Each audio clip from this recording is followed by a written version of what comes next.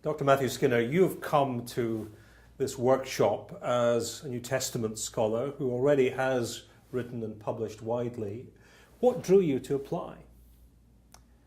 Two reasons. One is Marilynne Robinson, frankly, being a fan of hers, especially her novels, but also her essays, somebody I wanted to meet and wanted to learn from and try to get inside of her head as an author, but also as a thinker and somebody who is very aware of public thought, public discourse, very engaged in that.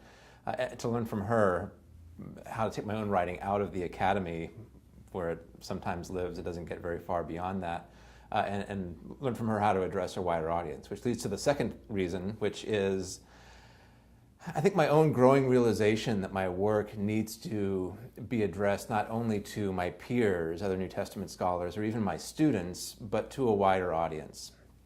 And I don't really know what that looks like for myself yet. Some of that has been work on the web, work for pastors, but I do a lot of teaching in churches. I talk to a lot of church people who don't necessarily have formal theological education, but want to know not just what it is, but why it matters. And so I think I've been pushed vocationally to consider how my own writing needs to find a wider audience and address the concerns and the interests of a wider audience inside the church, but then also outside as well.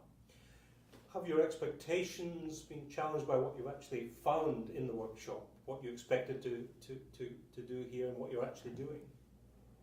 Yeah, it has. I expected the workshop would challenge me as a writer, from just the mechanics of writing and the process of writing and how to make a sentence or a paragraph more engaging, and it certainly has done that. But I think the surprise or the bonus has been it's been not just a theological workshop as well, but also really a spiritual one that has forced me to ask questions of why do I write, deep vocational questions of why do I write, what voice do I adopt when I write, not just what style, but to use Dr. Robinson's language, what are some of the primary impulses or the deep theological intuitions out of which I write, and how do I let those really spill out?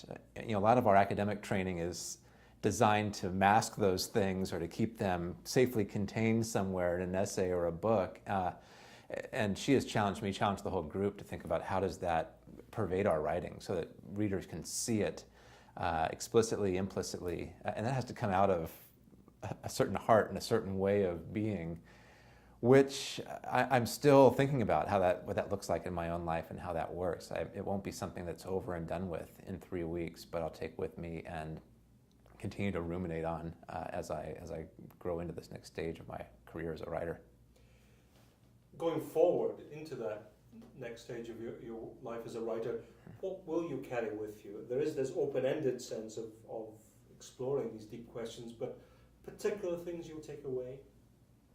I think the way that she has pushed me to imagine an audience, not as a static figure or even as an individual, but to use her language as a soul, to write soul to soul, to imagine that the person I'm writing for is not just smarter or more sophisticated than I might otherwise write, so I'm not condescending, but also is somebody who's deeply interested in what I have to say, which our own sense of modesty or whatever often makes us think, who would want to read this? But to write with a kind of honesty and hospitality and boldness that addresses somebody as if you have a relationship as not just as writer and reader, but really as two human souls together, is something that I'm definitely not just thinking about for the long run, but trying to put into my own writing immediately.